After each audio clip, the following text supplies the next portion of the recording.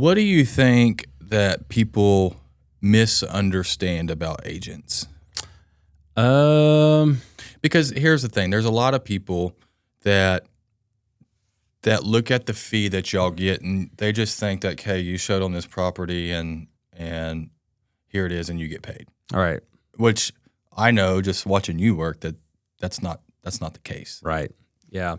No, I mean, there's definitely a lot more into it than this opening the door and then that's it.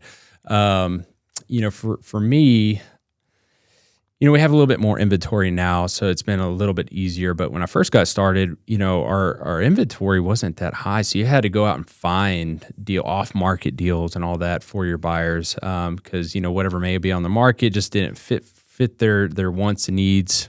So I had to go find it. And that's where we're going back to the cold calling. And there's a letter I'd send out to certain neighborhoods and all this stuff to try to dig up something, for my clients. So there's that aspect of it, actually going out and finding the right place. But once you go, there's the paperwork side of it.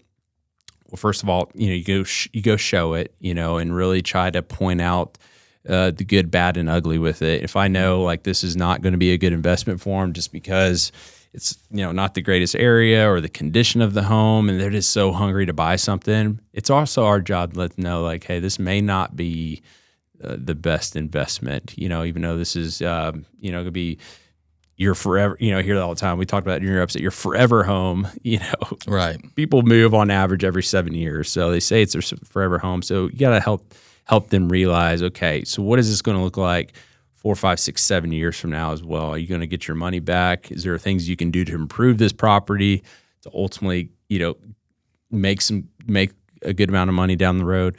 So pointing out those aspects while you're there showing it. But then there's the paperwork side of it, writing an offer, negotiating the deal. That's huge for us. So knowing the market, knowing the numbers, knowing how that property compares to others, and then in a buyer's market like this, what can we do to get that seller to contribute as much as possible to the buyer's closing costs, getting that sales price down. So the negotiation aspect of it. But once you go under contract, you also have to line up all the inspectors. If it's a property that has a well and a septic, you're also getting those inspected. So coordinating all of that. Once you get those reports back, negotiating the repairs or the price based on what's on those reports. That's an aspect of it. Like I say, it could be the price or the repairs, or you may, it may just be telling them hey, this may not be the best time or the best deal for you based off of these reports. They're pretty gnarly. You might want to go ahead and try to terminate this deal and move on to something different. So it's also, you're an advisor. You're obviously an advisor as a real estate agent. Sometimes you're a psychologist, psychiatrist. Same with you.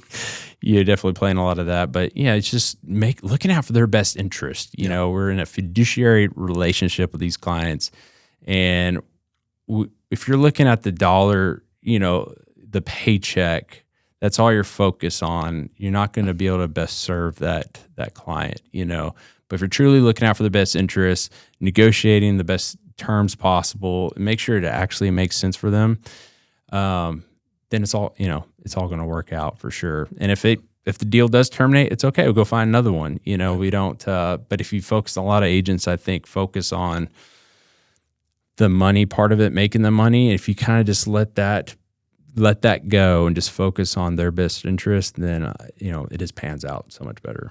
Well, I think that's I think that's right on the money, man. I mean, I've done that in business myself, where I was focusing more on money than I was people, and you realize there's no fulfillment out of the money. There might be some freedom, but there's no fulfillment out of it. Yeah. But once you serve your clients to the highest possible way, I mean, that's way more fulfilling than any dollar could ever buy. Oh, for sure. And so that's I think for any agent out there, maybe just take the focus off the money perspective, just work hard and just provide a high value to your client. The money's going to come. Yeah. Right? 100%. You got to work hard, do the things like I said, make your phone calls, all that stuff, but focus on your client's best interest. And yeah, it's all And that's how you get referrals. You talked about that during your episode is, the relationship we build is the most important thing. And that's how you're going to get referral business, and that should be a primary, what we call the lead source in the real estate business, should be referrals from your past clients, the people you know and love. And if you're not looking out for the best interest, you're not going to get any referrals. It ain't going to happen.